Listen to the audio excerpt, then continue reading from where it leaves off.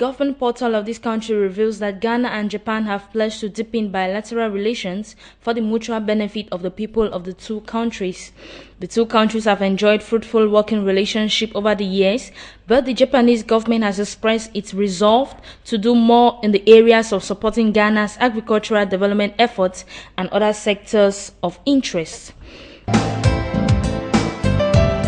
Ghana again, the World Bank is initiating a project to help strengthen capacities of African universities, among other things, the development needs of the continent. The $430 million project, codenamed Africa Centers of Excellence, would be implemented in collaboration with the West and Central African countries and would cover areas in the health sciences, agricultural sciences, technology, engineering, and mathematics under a regional higher education program.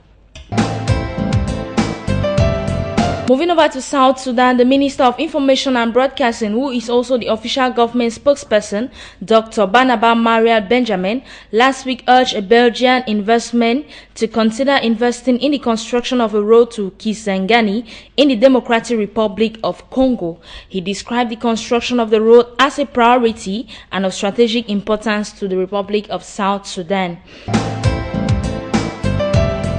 In South Sudan, two Southern Sudanese officers, Brigadier General Col Bia Ngang and Brigadier General Gatwek Yek Rum, were among the 41 high-ranking military officers drawn from different African countries who graduated from the National Defense College, known by its acronym NDC, in Kenya.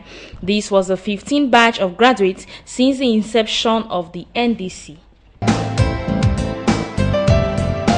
Moving over to Botswana, the University of Botswana, UB, Head of Economics Department, Dr. Patricia Makepe, says UB wants to have research projects whose outcomes will have long-term benefits for the country. Dr. Makepe told a Boston breakfast seminar in Francistown today that this will be achieved through the commercialization of research. Dr. Makepe further said there were challenges in coming up with innovative researches, citing the lack of funding and partnership by the local business sector. Botswana President Lieutenant General Seretse Khama Ian Khama was seen off by Permanent Secretary to the President Eric Molale at Seretse Khama International Airport on May 30th. President Khama left for Japan to attend the 5th Tokyo International Conference on African Development, known by its acronym TICAD-5, scheduled for June 1st to June 3rd. For today in Equatorial Guinea, the PDGE winner of the May 26th elections, First Deputy Prime Minister for Political Affairs, Democracy and Minister of Internal Affairs and Local Corporations, Clement Ngoga Ongwene, has reported in a public reading at the final official results of the General Deputy, Senate and Municipal elections that were held on Sunday 26th.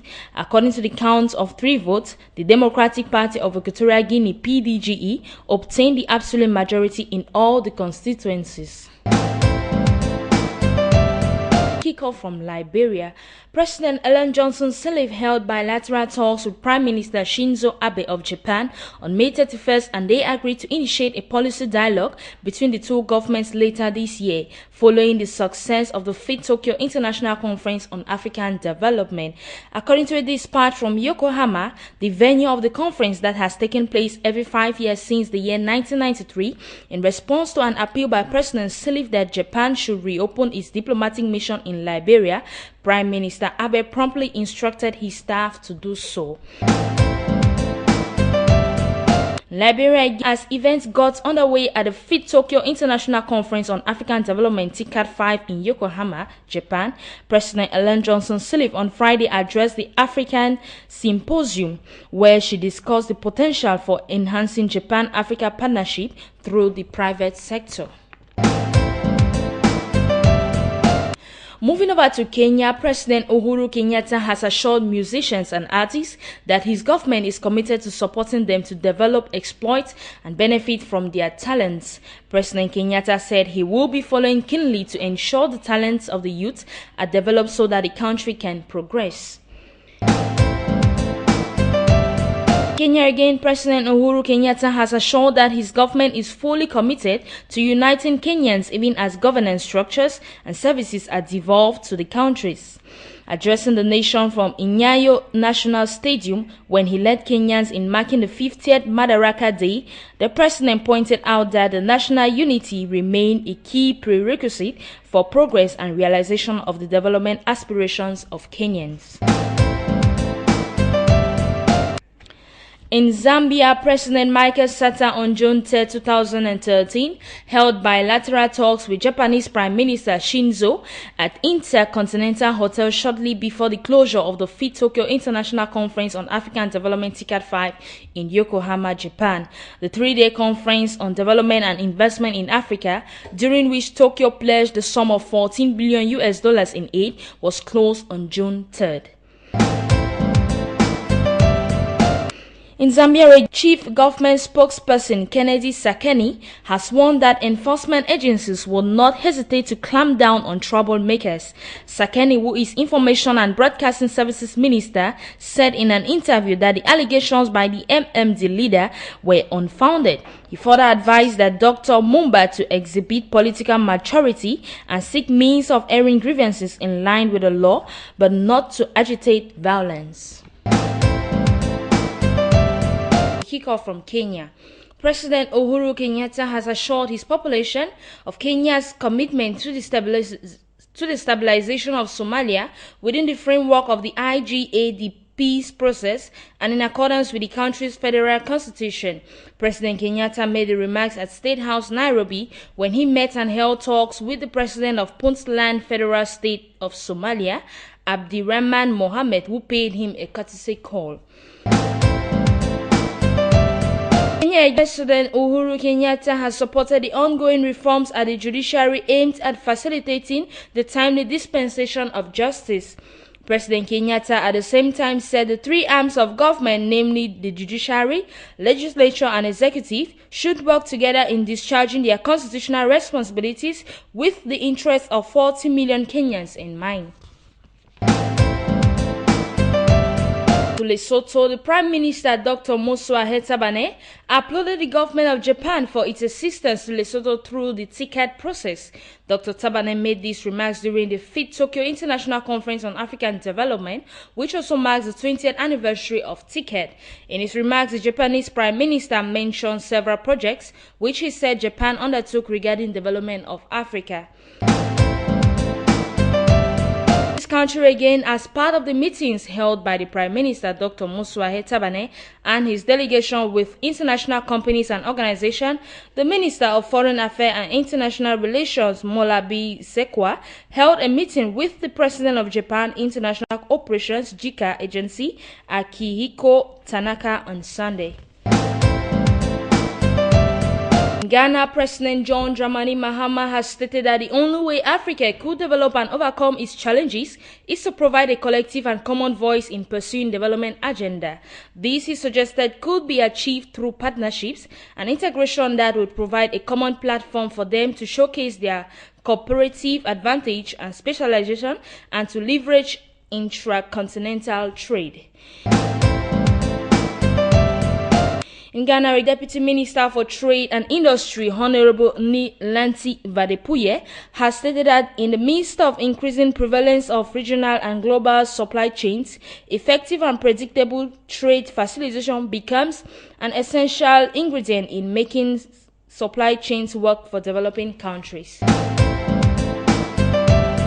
Today in Equatorial Guinea, the Minister of Mines, Gabriel Mbaga Obiang Lima, met over the weekend in Bata with officials responsible for his sector and those of the Electric Company of Equatorial Guinea, SEGESA, of the continental region. The event was held in the conference center of Ngolo and served to congratulate those present for the excellent work carried out during the election campaign and the elections on May 26 throughout the nation, regularly providing electricity. We kick off from the Kenya Republic. Somalia President Hassan Sheikh Mohamud, who is in the country for a 3-day official visit, yesterday met and held talks with his host President Uhuru Kenyatta at Sagana State Lodge. During the meeting, President Kenyatta and President Mohamud discussed a wide range of issues of mutual interest to the two neighboring countries. In Kenya, President Uhuru Kenyatta yesterday secured support of Microsoft International in the implementation of the computer to schools in the country. In a meeting held at State House, Nairobi, Microsoft Global President Jean-Philippe Coutois said his company will support the government in training all primary school teachers to enable them implement computer to schools programs by January next year. Moving over to Lesotho, yellow fever booster vaccination given 10 years after the initial vaccination is not necessary. This was according to a May report by the WHO, the World Health Organization. The report has revealed that the organization's Strategic Advisory Group of Experts on Immunization, SAGE, reviewed the latest evidence and concluded that a single dose of vaccination is sufficient to confer lifelong immunity against yellow fever disease. In Ghana, Vice President Kwesi Bekwe Amisa Atu yesterday received a message from Pope Francis, head of the Roman Catholic Church, on behalf of President John Dramani Mahama. The message was delivered at Flagstaff House, Kanda in Accra. The message was believed to have been compliments to government and people of Ghana for wishing the Pope well in his assignment. In South Sudan, President Salva Kiir Mayardit, in the margins of the TICAD conference on 2nd June 2013, met with the United Nations Secretary General Ban Ki-moon. The meeting mainly centered on the relations between Juba and Khartoum, the situations in Jonglei State, and issues of the SPLM and Abyei area. Ban appreciated His Excellency Kiir for the steps his government has taken to consolidate peace in the country. Finally, for today in Equatorial Guinea, His Excellency Obiangoima Mazogo received in audience on Tuesday, June 4th, the President of the Institute for Democratic Strategies in the United States of America, Robert Bruce Malcolm. The objective of Bruce Malcolm was to attend as an international observer the development of the Senate, legislative and municipal elections held recently in the country to ascertain the degree of overall progress experienced in the country.